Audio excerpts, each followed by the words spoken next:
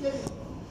तो अब चारों नट कैप नट हो गए, उसके नीचे चारों जो वाशर्स हैं वो सीलिंग वाशर आ गई। कौन सी वाशर? Sealing washer. अब वो कोई चक्कर नहीं है, जो नट जो वाशर जिधर भी लगाए, ये एक काफ़ी हमारे लिए एक सहूलत पैदा हो गई है। बहुत सारे मैकेनिक बेचारे उस नट को वो गेयर लीवर वाली साइड पे या लेफ्ट राइट साइड पे नीचे लगा देते थे और ऑयल की लीकेज होती थी। तो ये सर्विस में सहूलत के लिए चारों नट कैप वाले और चारों वाशरें जो है वो कौन सी washer? Sealing washer, copper washer और बड़ा साइज जी। अच्छा, ये नट कैप भी अब स्टड के हिसाब से 7 mm इसके जो है वो है, चारों नट भी हैं। और ये चारों नट जैसे याद साहब ने बताया कैप वाले होंगे और इनके नीचे कॉपर की सीलिंग वाशर होगी जो चारों में कॉमन है, एक जैसी है। इसमें जो आपसे गुजारिश है वो ये है कि जब ये मॉडल आपके पास पहली ट्यूनिंग के लिए आता है, जब आप नट बोल्ट चेक करते हैं तो इसके ये चारों नट की एक स्पेसिफिक टार्क है, वो कितनी है? 1.1 से लेके 1.3 किलोग्राम फुट मीटर तक है। अगर न्यूटन मीटर में इसको करें तो 10 से लेकर 13 न्यूटन मीटर तक इसकी टार्क है। तो ये टार्क आपने टार्क रेंज के साथ जरूर चेक करनी है। कंपनी ने, एरिया इंचार्ज सक्सेस ने आप सबके ओनर्स को ये बताया है कि आपके शोरूम के ऊपर या आपकी वर्कशॉप के ऊपर एक टार्क रेंज जो इंजन के टार्क के मुताबिक होना चाहिए वो मौजूद होना चाहिए। तो वो आपके पास होगा। तो आपने इसकी पहली ट्यूनिंग के ऊपर चारों नट को टार्क जरूर करना है, हर ट्यूनिंग पे नहीं करना। हर ट्यूनिंग पे आप करेंगे तो नुकसान क्या होगा कि आपने लूज नहीं करना, चेक करना है, वो थोड़ा थोड़ा टाइट होता रहेगा तो इसमें ये बोल्ट को नुकसान पहुंचेगा इस नट को।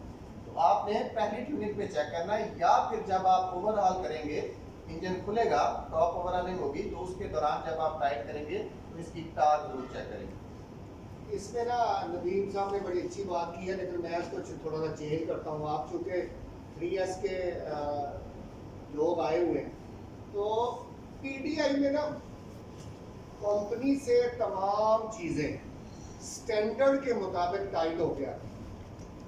स्टैंडर्ड के मुताबिक आपने सिर्फ ना मिसाल के तौर पे फ्रंट व्हील से आप शुरू करते हैं PDI में, तो फ्रंट व्हील की मैं नहीं कहूँगा कि आप पिन निकाल के तो एक्सल को टाइट करने की कोशिश कर रहे हैं, कोई ज़रूरत नहीं है। सिर्फ 4-5 नट बोल्ट कौन से आपने PDI में चेक करने होते हैं? इंजन के नट बोल्ट, फुटरेस्ट के, पिछले शाफ्ट के, और उसको भी टी हैंडल लगा के सिर्फ ये देखना है कि लूज तो नहीं है। जितना टाइट हुआ है उससे ज्यादा टाइट करने की जरूरत नहीं है। और PDI में इन नट बोल्टों को, स्पेशली इंजन के नट बोल्टों को बिल्कुल छेड़ने की जरूरत नहीं है। हाँ, आप रिंग पिस्टन डालने लगे, आपने हेड सिलेंडर खोला है, उस खोलने के बाद जब आपने इसको फिट करना है तो फिर टार्क रेंज का होना जरूरी है। लेकिन मेरी बात सुने, दुनिया चांद में चली गई है, हमारी वर्कशॉपों में भी टार्क रेंज नहीं है। अब आप अगर अच्छे टेक्नीशियन हो ना, तो आज ही जाके अपने मालिकान से कहें कि भाई ये टार्क रेंज जो है ना हमें ज़रूर मंगवा के दें, इसके बगैर नए मॉडल का इंजन जो है वो ओवरऑल नहीं होगा। जैसे नदीम साहब ने कहा कि पहली ट्यूनिंग पे थोड़ा सा टाइट कर दिया, अगली ट्यूनिंग पे थोड़ा सा और टाइट कर दिया, सिलेंडर और हेड दोनों एल्यूमिनियम के हैं, वो कंप्रेस होते जाएंगे और एक नया जो है ना वो टॉपिक जो है शुरू हो जाएगा। तो जब तक आप हेड सिलेंडर का काम नहीं करते, इन नट बोल्टों को छेड़ने की जरूरत नहीं है। ये आपने एक मेहरबानी कर दी जी। क्लच असम्बली, इसे रोके जरा देखें, इंजन में ताकत कौन पैदा करता है? पिस्टन। ताकत कौन पैदा करता है? रिंग। ताकत कौन पैदा करता है? Head cylinder valve. इंजन में ताकत कौन पैदा करता है? सिलेंडर। ताकत को आगे ट्रांसफर कौन करता है? क्लच। तो तकरीबन पूरे इंजन के जो मेन पुर्जे थे सब में तब्दीली आ गई। ठीक है ना, इंजन बड़ा नजर आना शुरू हो गया, पिस्टन रिंग चेंज हो गए, स्टड चेंज हो गए, हेड सिलेंडर चेंज हो गया। अब क्लच की बारी है कि पावर को आगे ट्रांसफर करना किसने है? क्लच ने। तो वो उसमें क्या चेंजेस आई है? अच्छा, इस क्लच असेंबली के अंदर नया डिज़ाइन है गियर शिफ्टिंग में आसानी के लिए। इसके अंदर तब्दीली क्या की गई है, इसमें दो तरह की प्लेटें होती हैं। तो यहाँ पे एमटी टेक्नीशियंस बैठे होंगे, तो क्लच प्लेट कौन सी होती है, हाथ खड़ा कीजिएगा। क्लच प्लेट स्टील प्लेट जिसको कहते हैं। स्टील प्लेट जो होती है वो क्लच प्लेट होती है। जो दूसरी प्लेट होती है उसको फ्रिक्शन प्लेट कहते हैं। और तीसरी जो इसमें प्लेट होती है वो ड्राइव प्लेट होती है। तो इसमें जो तब्दीली की गई है वो फ्रिक्शन प्लेट के अंदर और ड्राइव प्लेट के अंदर तब्दीली की गई है। क्या तब्दीली की गई है कि ड्राइव प्लेट के साइज को बढ़ाया गया है। इसकी ड्राइव प्लेट जो देगी लोहे की होती है उसके साइज में इजाफा किया गया है और फ्रिक्शन प्लेट के ऊपर जो मटेरियल लगा हुआ है उसको बेहतर बनाया गया है। ठीक है, इसमें एहतियात क्या है कि इसकी प्लेटें, इसकी ड्राइव प्लेट आप किसी और क्लच असेंबली में नहीं लगा सकते।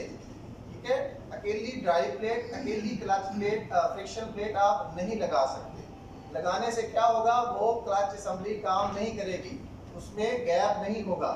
और अगर दूसरी प्लेटें इसमें लगाएंगे तो फिर भी ये क्लच असेंबली वर्किंग नहीं सही करेगी। तो ये एक्सक्लूसिव इसी मॉडल के लिए डिज़ाइन किया गया है। तो ये क्लच असेंबली, इसमें एक मेजर चेंज है जो इसमें पावर को बेहतर ट्रांसमिट करने के लिए इसमें तब्दीलियां की गई हैं। वो ऊपर वाली लाइन भी ये वाली सर। और इसमें जो ये फ्रिक्शन प्लेट लगाई गई है ये 2900 डिस्क क्लच फ्रिक्शन, इसमें ये 2900 एक ग्रेड है, एक किस्म है, मटीरियल का ग्रेड है, किस्म है एक, वो लगाई गई है। ठीक है, इस क्लच को बेहतर करने के लिए। तो पहली बात तो ये है कि जब मॉडल चेंज हो गया तो उस मॉडल के इंजन के पार्ट्स किसी दूसरे मॉडल में लगाने की कोई ज़रूरत ही नहीं है। ठीक है ना, तो ये ऐसे तजर्बे की ज़रूरत नहीं है। बस नए मॉडल के ये पार्ट, नए मॉडल की क्लच है, नए मॉडल की फ्रिक्शन डिस्क। यार इतने पार्ट्स मैंने आपको बताए हैं तब्दील हो गए हैं, तो क्या अब कुछ दिल कहता है कि कोई नहीं है? नारा होना चाहिए कि कोई नहीं 70 जैसा। इतनी तब्दीलियों के बाद ये ऐसे ही नहीं डिजाइन किया गया स्लोगन, बल्कि इसके पीछे पूरी मेहनत है और ये बिल्कुल दिल से आवाज निकलती है कि कोई नहीं सीधी 70 जैसी। अगला जो पार्ट है वो है drum gear shift. Drum gear shift का नया डिज़ाइन है। गियर शिफ्टिंग में आसानी के लिए इसके डिज़ाइन को तब्दील किया गया है। क्या तब्दीली की गई है कि इसमें कास्टिंग डिज़ाइन, अंदरूनी डिज़ाइन जो कास्टिंग का है, मटेरियल का है, उसमें इसको तब्दील किया गया है, जिससे हासिल क्या हुआ है, हमें हमवार गियर शिफ्टिंग हासिल हुई है। तो ये जिसमें वैल्यू एडिशन की गई है गियर शिफ्टिंग में आसानी के लिए और पावर को सही तरीके से ट्रांसमिट करने के लिए। तो इसको अगर आप कभी टेस्ट राइड करेंगे बाइक को तो आपको इसमें बहुत बेहतर फीलिंग आएगी गियर शिफ्टिंग में, और इसके चलाने में आपको बड़ी स्मूथनेस फील आएगी। ये इसकी तो उम्र पहले ही बहुत ज़्यादा थी। हम ये कहते थे कि होंडा का जो गियर शिफ्टर ड्रम है उसकी उम्र 100 साल है, तो उसको मज़ीद इम्प्रूव कर दिया। जैसे नदीम साहब ने बताया कि उसके अंदर जो कास्टिंग के वक्त जो मटेरियल यूज होता था या प्रोसेस यूज होता था उसको इम्प्रूव किया। अगली जो तब्दीली की गई है वो कार्बोरेटर असेंबली में इसके तब्दीली लाई गई है। पीछे मैंने जितनी चीज़ें बताई उनका डायरेक्ट ताल्लुक था पावर के साथ, टार्क के साथ। तो अब इसमें फ्यूल की बचत की अगर बात करें तो कार्बोरेटर में भी इसमें तब्दीली की गई है। क्या तब्दीली की गई है कि नए कार्बोरेटर की इसमें सेटिंग है, इसकी सेटिंग के अंदर तब्दीली की गई है थ्रॉटल की बेहतर कारकर्दगी और बेहतर फ्यूल की खपत के लिए। तो इसमें जिन चीज़ों का आपने ख्याल रखना है वो क्या है कि इस मॉडल में जो कार्बोरेटर फिट होगा उसका जो कोड है, जो उसका पार्ट कोड है वो भी चेंज है। उसके ऊपर जो नंबर लिखा हुआ है वो PB5PJ लिखा होगा, जबकि जो पहले मॉडल है उसके अंदर जो कार्बोरेटर लगा हुआ है उस पर PB5PC लिखा हुआ है। तो ये इन दोनों कार्बोरेटर में एक वाज़ेह फ़र्क है। तो इसका कार्बोरेटर आप इसी मॉडल में इस्तेमाल करेंगे, पिछले वाले मॉडल में आप इस्तेमाल नहीं करेंगे, क्योंकि इसको नए डिज़ाइन हेड और सिलेंडर हेड के साथ मुमासलत रखते हुए डिज़ाइन किया गया है और इसकी सेटिंग के अंदर तब्दीलियाँ की गई। अगर मुझसे मशवरा मांगे ना तो जब तक कार्बोरेटर में कोई प्रॉब्लम ना हो, जब तक प्रॉब्लम ना हो तो इसको खोलने नहीं चाहिए। अगर यही कार्बोरेटर बाइक में ऐसी जगह पे लगा हुआ हो जिसको खोलने के लिए 1 घंटा चाहिए तो आप खोलेंगे? जरूरत ही नहीं है। हाँ, कार्बोरेटर ओवर होना शुरू हो गया, कार्बोरेटर स्लो नहीं खड़ा हो रहा, गाड़ी मिसिंग कर रही है, फिर इसको जरूर खोलें, वरना इसको अच्छा। फिर ये सिचुएशन कब आती है कि जब आप फ्यूल काप जो है उसको सफाई नहीं करते। तो इसको अपनी रूटीन बनाएं कि ट्यूनिंग के दौरान फ्यूल काप को साफ करें और इसको सिर्फ ड्रेन कर दें बस। उसके अलावा मिक्सचर है, मिक्सचर की सेटिंग आपने पूरी गाड़ी ट्यूनिंग करने के बाद मिक्सचर को 19-20 ये तीसरा मॉडल आ गया। पहले पीसी टाइप था, फिर पीबी टाइप आया और अब ये पीबीजे आ गया। कौन सा आ गया? पीबीजे। ये उससे लेटेस्ट कार्बोरेटर है। तो खुदारा इसको बिल्कुल खोलने की, छेड़ने की, हाँ मिक्सचर जो है, देखिए मेरी बात सुने, हर मॉडल में ना 19-20 एडजस्टमेंट जरूर चेंज होती है।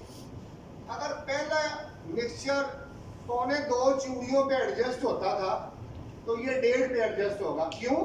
आपने कंबस्शन चैम्बर चेंज कर दिया, आपने हेड बदल दिया, आपने रिंग पिस्टन बदल दिए, लिहाजा इसकी जो है मिक्सचर की एडजस्टमेंट उसको आपने बस समझना है एक आधी दफा, बाकी किसी चीज को छेड़ने की, खोलने की जरूरत नहीं है।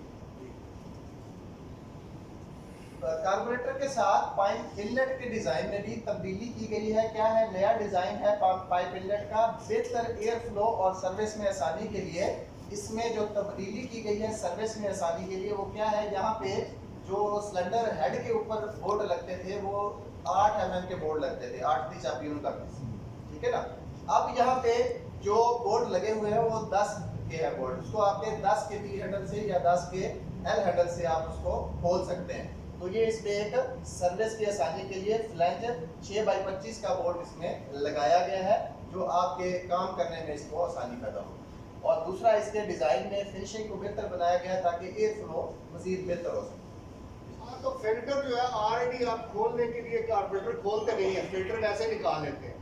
अगर कभी कार्बोरेटर खोलना पड़े तो ये बेस्ट जगह है उसको खोलने की, क्योंकि जब इंसुलेटर से खोलते हैं तो वो टाइट हो गया, ज्यादा इंसुलेटर डैमेज हो गया, 2 साइडों से लीकेज शुरू हो गई, तो फिर वो उसी बात पे आ गए कि कार्बोरेटर को जब तक मुमकिन हो उसको खोलने की जरूरत नहीं। पाइप इन चेंज हो गया, उससे उसकी हवा का जो गुजर है वो आसान हो गया, पिकअप परफॉर्मेंस बेहतर होगी इसकी वजह से। लो कितनी तब्दीलियां देखिए जरा, एक सिरे से शुरू हो जाए। तो फिर नदीम साहब वाली बात ठीक है ना कि कोई नहीं सीधी सामने हर तब्दीली की कास्ट है।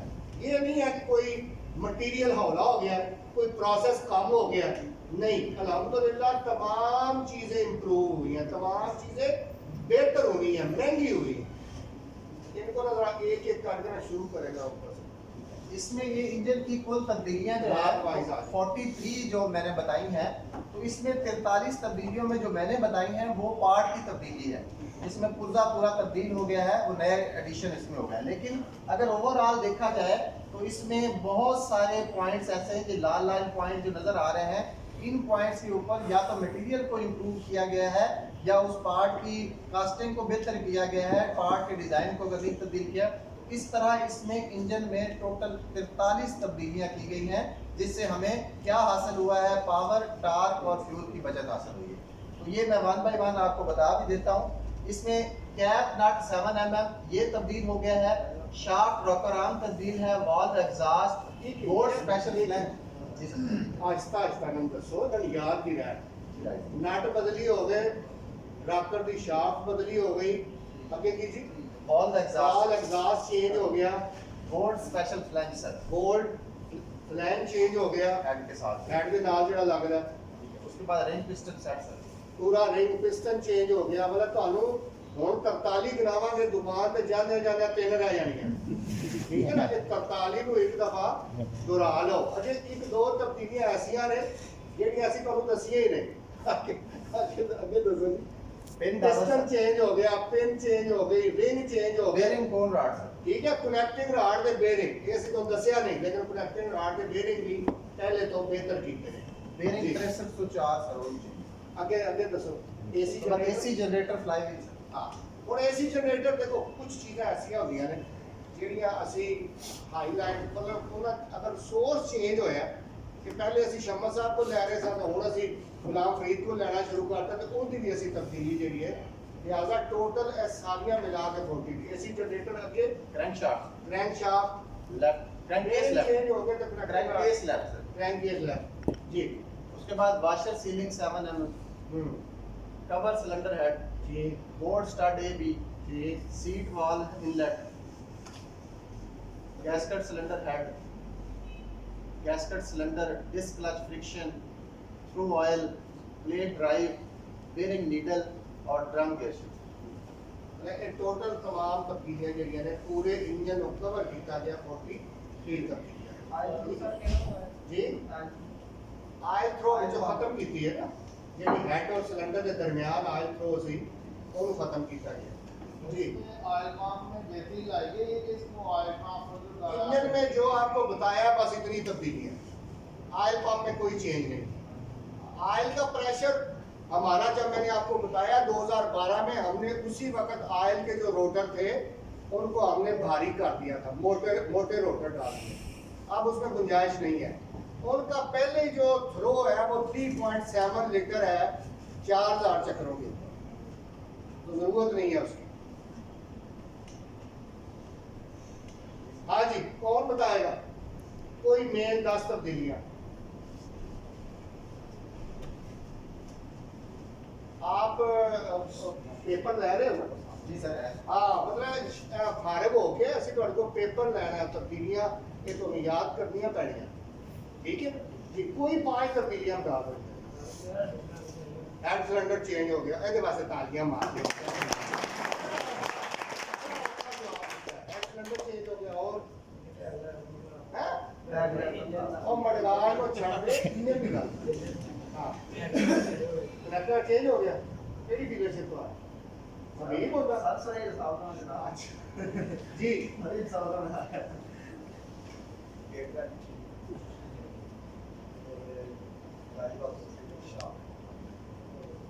ਤੁਸੀਂ ਵੀ ਡਰਾਈਵਰ ਥੋੜੀ ਤੁਸੀਂ ਵੀ ਜੀ ਇੰਜਨ ਦੀ ਕਿਹੜੀ ਮੇਨ ਤਬਦੀਲੀਆਂ ਹੋਈਆਂ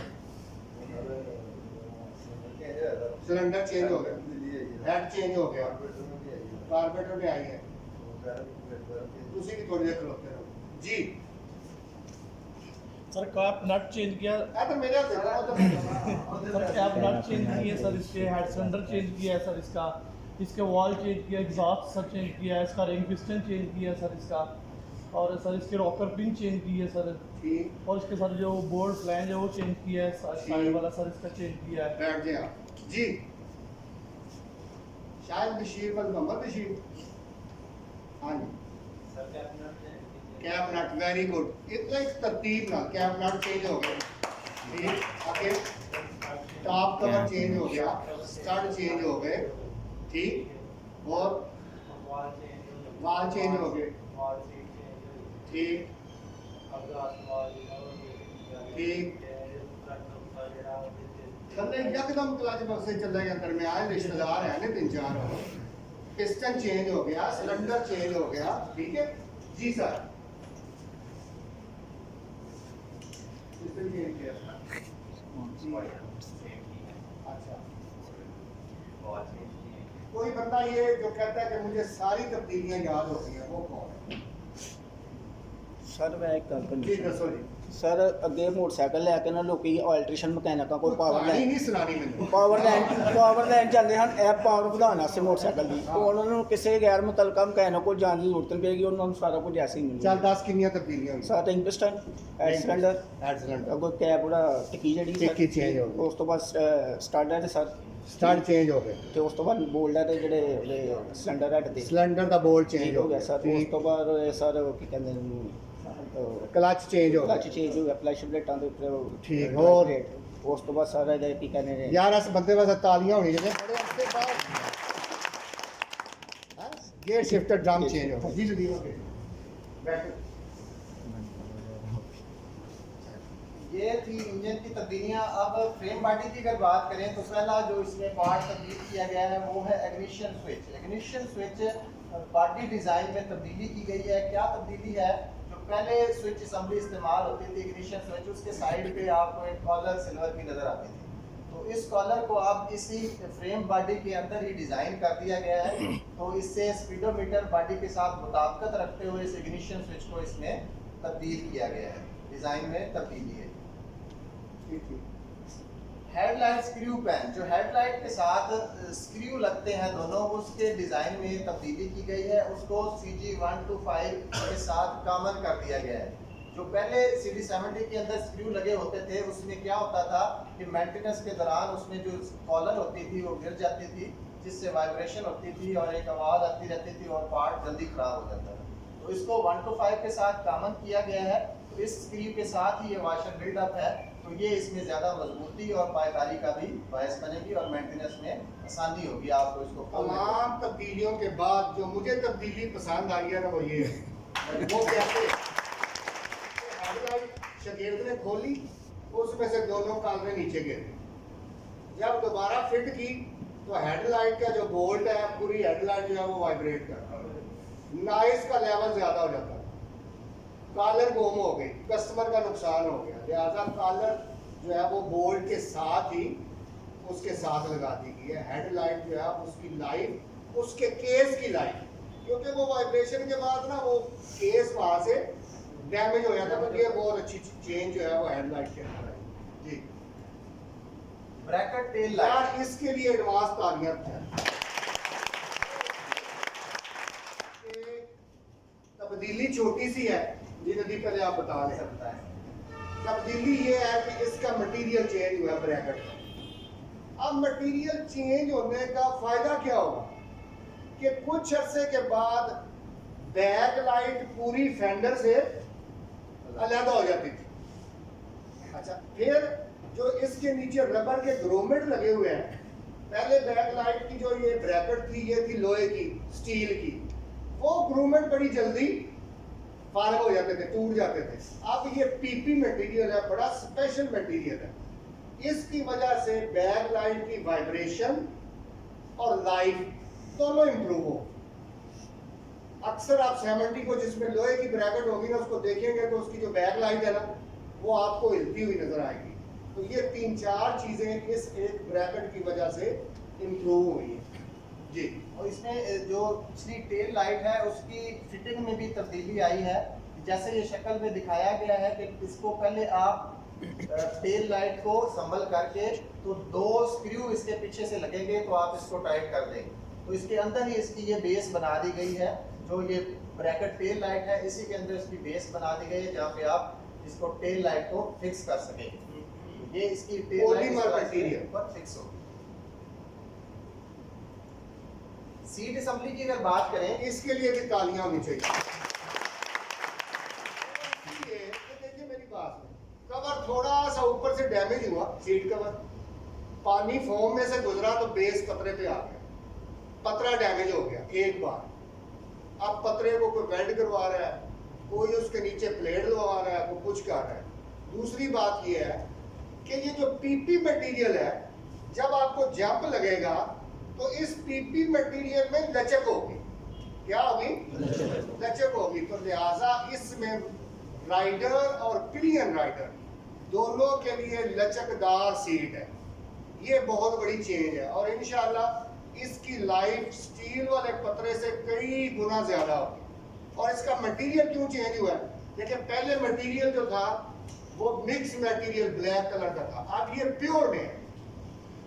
तो ये एक बहुत बड़ी सीट के अंदर चेंज है। अगर आप, मैं एक छोटा सा मुआवजा आपको बता देता हूँ, आपने करके देखना है। ब्रांड न्यू चाइना की मोटरसाइकिल लें 70 सीसी 78 सीसी, उसको एक दिन चलाई होगी आप, उसके अगले दिन 70 ले उसको एक दिन चलाएं तो आपको 4-5 चीजों में वाजिया फर्क महसूस होगा।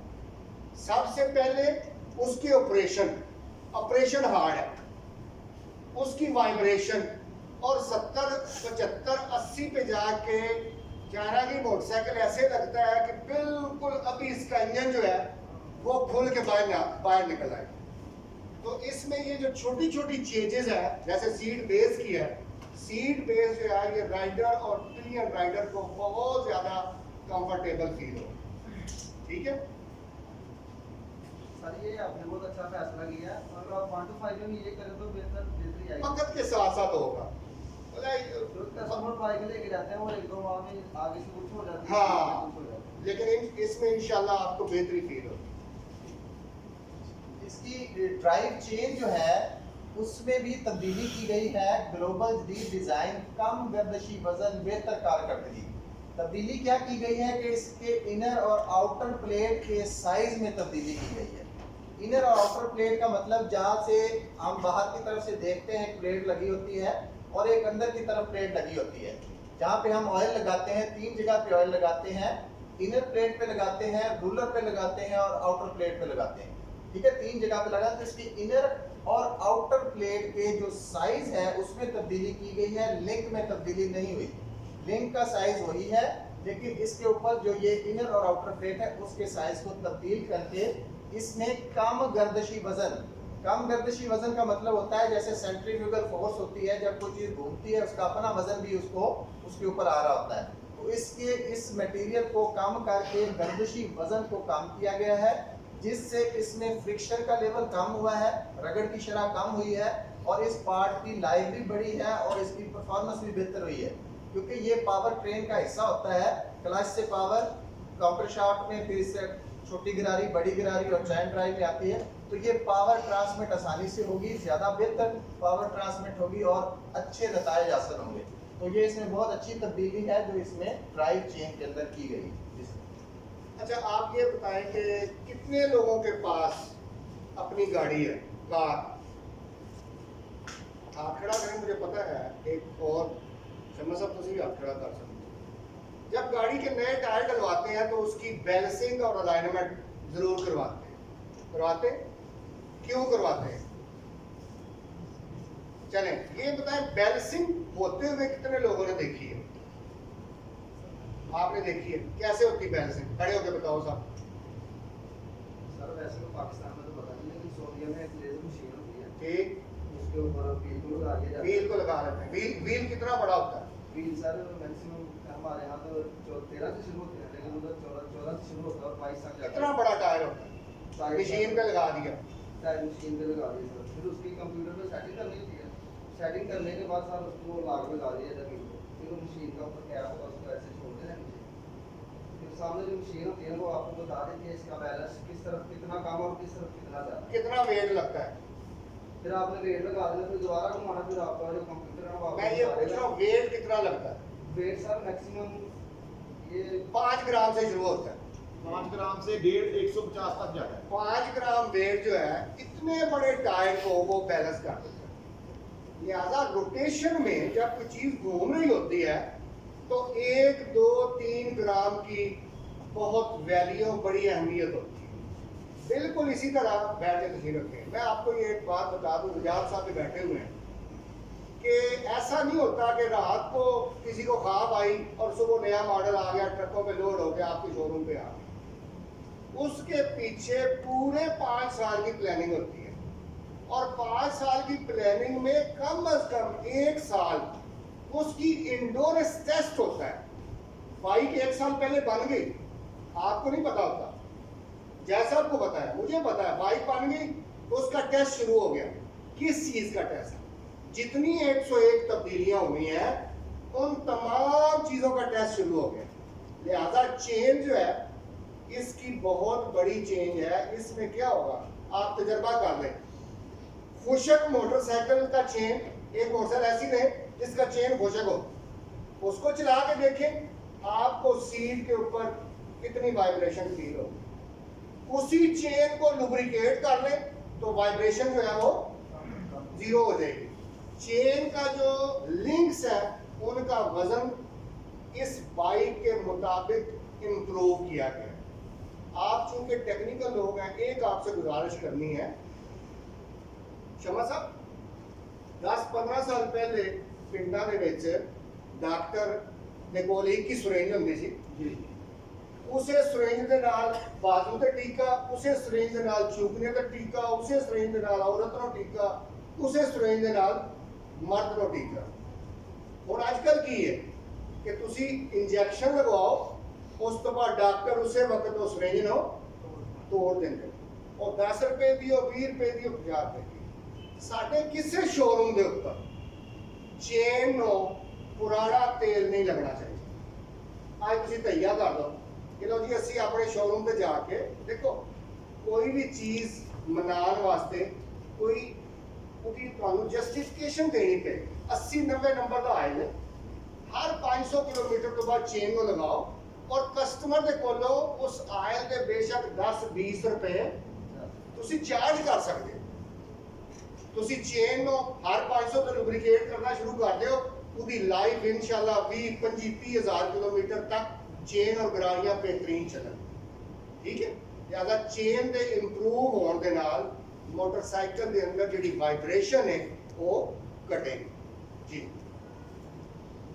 Fuel tank emblem, fuel tank ज़्यादा दीदा से फिटिंग तरीकाकार में तब्दीली और मॉडर्न सीरीज जैसा बनाया गया। इसका जो एम्बलम फ्यूल टैंक है, लोगो जिसको हम कहते हैं, इसके डिज़ाइन में तब्दीली की गई है। क्या तब्दीली की गई है कि पहले जो लगता था वो स्क्रूज के साथ लगता था, पेच लगते थे, तो अब ये पेस्टिंग होगी इसके ऊपर, जैसे बाकी मॉडल्स के ऊपर लगता है, तो इसको पेस्टिंग के थ्रू यहाँ पे लगाया जाएगा। तो ये इसकी डिज़ाइन में तब्दीली की गई है इस एम्बलम और फ्यूल टैंक। इसकी वो स्लाइड है स्क्रू वाली, बहुत अच्छी चेंज है।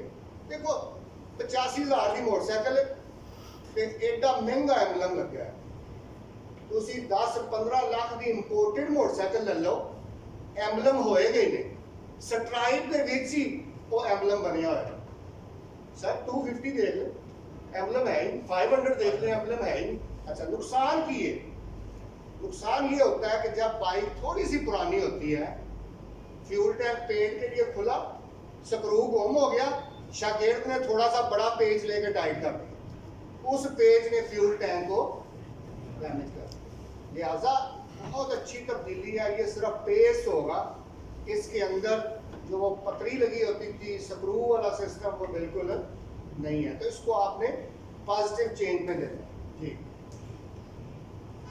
उसके बाद इसका स्प्रिंग रेयर कुशन जो है, इसका मटेरियल को बेहतर बनाया गया है आरामदेह सफ़र के लिए। तो इसमें मटेरियल के में तब्दीली की गई है ताकि इसकी बेहतर परफॉर्मेंस और आरामदेह इसकी हो जाए। तो इसमें जो मटेरियल इस्तेमाल किया गया है वो SWPB मटेरियल इस्तेमाल करके इसको मज़ीद अपग्रेड किया गया है ताकि इसमें चलने के दौरान आपको बेहतर फीलिंग है। अच्छा, 70 के स्प्रिंग की कभी किसी ने शिकायत की आपको? नहीं की, लेकिन इसके बावजूद अल्हम्दुलिल्लाह उसका मटेरियल अच्छा। फिर सिर्फ मैं ये गुजारिश करूंगा, आप चूंकि 3S के लोग हैं, तो आप कस्टमर का हुलिया देख के तो उसको डिजाइन बताया करें कि कौन सी बाइक आपको नजर आ रहा है, बंदा बड़ा सेहतमंद है, भारी है, देहाती बंदा है, उसको आप राइडर पे शिफ्ट करें, उसको आप 125F पे शिफ्ट करें, 125 पे शिफ्ट करें। तो CD70 जो है ये सिंगल राइडर और एक नॉर्मल स्टैंडर्ड बंदे के लिए है। जो बंदा चंगा सेहतमंद होगा उसकी खातून भी सेहतमंद होगी, गांव देहात का बंदा होगा उसके पीछे वो खाद बोरी की खाद भी रखनी होगी, सीमेंट रखना होगा। तो लिहाजा ये सारी चीज़ों के बावजूद अल्हम्दुलिल्लाह जो शाक है उनका स्प्रिंग हमने पहले से बेहतर किया। अगर कोई छोटी मोटी कोई प्रॉब्लम थी भी तो वो इंशाल्लाह इसमें अब नहीं होगी। जी, इसके टूल बॉक्स का भी नया डिज़ाइन है और ये CG125 के साथ अब कॉमन हो गया है। इस्तेमाल में इसके अब आसानी होगी। तो ये अब 125 के साथ कॉमन इसका टूल बॉक्स है जो CD70 के अंदर भी अब लगाया गया है। इसको लगाने के लिए इसका जो फ्रेम बॉडी है उसमें तब्दीली की गई है। 70 में क्या था कि एक बोल्ट ऊपर और एक नीचे लगता था, अब ये दोनों बोल्ट जो है वो ऊपर लगेंगे तो उसकी ब्रैकेट जो है वो चेंज होगी।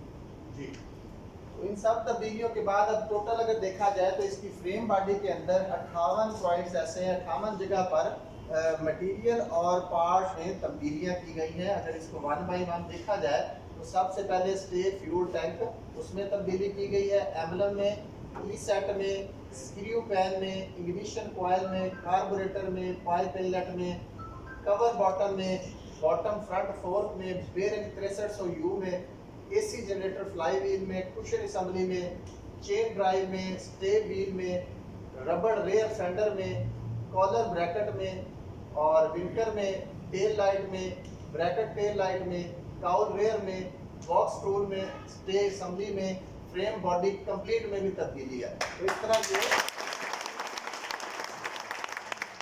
58 जगह पर फ्रेम में तब्दीलियां की गई हैं। अगर ओवरऑल देखा जाए तो इसमें 101 तब्दीलियां की गई। तो ये सारी जो मैंने पीछे आपको तब्दीलियां बताई हैं, तो उसमें मैंने आपको बताया था कि हमने इसकी कारकर्दगी को बेहतर बनाने के लिए इसमें ये तब्दीलियां की गई हैं। तो किन चीज़ों में कारकर्दगी बढ़ाई गई है? पावर में, टार्क में और पेट्रोल की बचत में। तो ये इसकी कारकर्दगी का चार्ट है। तो इसमें ये आप देख रहे होंगे ये पावर लिखा हुआ है। तो इसकी पावर का अगर ग्राफ को देखेंगे तो ऊपर वाली लाइन रेड जो है वो इस नए GGJ X मॉडल को शो कर रही है और नीचे जो ब्लू लाइन है ये इससे प्रीवियस जो मॉडल है उसको शो कर रही है। तो हाई RPM पे ज़्यादा जब मोटरसाइकिल स्पीड पे होगी वहाँ पे इसके ये पावर का टेस्ट किया गया है। तो इसमें जो ये नया मॉडल है इसकी परफॉर्मेंस आपको देख रहे हैं, रेड लाइन जो है ब्लू लाइन से ऊपर है। तो इसकी पावर हाई RPM में पहले से इम्प्रूव हुई है, बेहतर हुई है। और अगर टार्क को देखा जाए तो टार्क की लाइन भी देखें कि रेड लाइन जो है वो ब्लू लाइन से ऊपर है। तो इसकी टार्क में भी इसमें इजाफा हुआ है, बेहतरी हुई है और पावर और टार्क के साथ इसकी पेट्रोल की बचत को भी बेहतर बनाया गया है और इसको भी मद्देनजर रखा गया। ठीक है, मैं आपको बता दूं कि ये तमाम चीज़ें इस स्लाइड की कैलकुलेट करने के लिए एक बाकायदा टेस्ट बेंच होता है।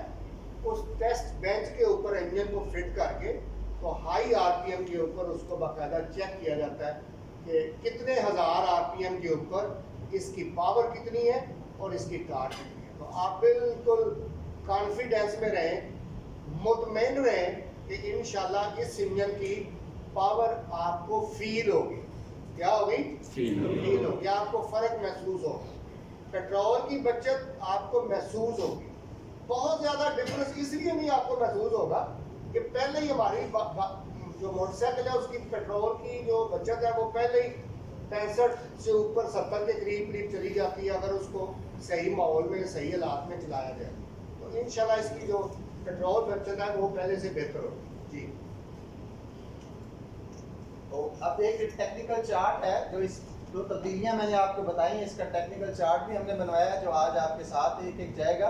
और इसके अलावा एक इंजन ग्रुप चार्ट है जिसमें आप ये दे सकते हैं कि इस इंजन की जो पार्ट तब्दील हैं जो पिछले मॉडल के साथ नहीं मिल सकते, नहीं लग सकते, तो वो इसमें हाईलाइट किए गए हैं। तो ये भी आपके साथ चार्ट और इस चार्ट को बिल्कुल जाके खोलना नहीं है, इसको अंदर कहीं कस्टमर सेटिंग में रख देना है, 6 महीने बाद निकलना है। ठीक है, हाँ, इस चार्ट को बिल्कुल जहाँ पे आपका शोरूम या वर्कशॉप है वहाँ पे इसको डिस्प्ले करें और कस्टमर आगे पूछे ना कि हाँ भाई सुने आप तब्दीलियाँ आई हैं 70, तो उसको पकड़ के ना आहिस्ता आहिस्ता चार्ट के करीब ले जाए, उसको पता ना चले कि चार्ट कहाँ लगा हुआ। तो आप चार्ट को देख देख के ना एक एक तब्दीली उसको बताते जाए। ठीक है, या तो आपको रहेंगी नहीं ना रहेंगे। चलें, इसके लिए आपकी सहूलत के लिए 2 चार्ट हैं। इंजन की तब्दीलियां जो ब्लू पुर्जे नजर आ रहे हैं वो तब्दील शुदा पार्ट्स हैं। ठीक है, और इसी तरह जो पीछे दूसरा चार्ट है ये इसमें तमाम तब्दीलियां वही हैं जो आपको प्रेजेंटेशन में बताई हैं। Head, cylinder, piston, ring, drive plate, तो एक तरतीब से आप उसको बता सकते हैं। और आपने कोशिश करनी है कि आज ही ये तब्दीलियां जाके अपने शोरूम के जितना स्टाफ है उनके साथ आपने एक छोटा सा सेशन करा। शाम को जब शोरूम बंद करने लगे तो फिर तमाम हेल्पर जितने भी लोग हैं उनको इकट्ठा करके तो ये चार्ट खोल के तो उनको आपने तमाम चीज़ें बतानी है।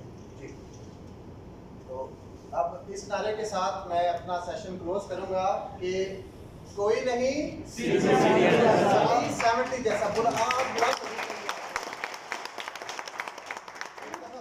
पूरा जुमला पूरा स्लोगन पड़ेगा। कोई नहीं बहुत शुक्रिया यार सर। जैसा मैं बुलाओ मैं ठीक है। बड़े सालों के बाद इतनी तब्दीलियां हुई हैं और इंशाल्लाह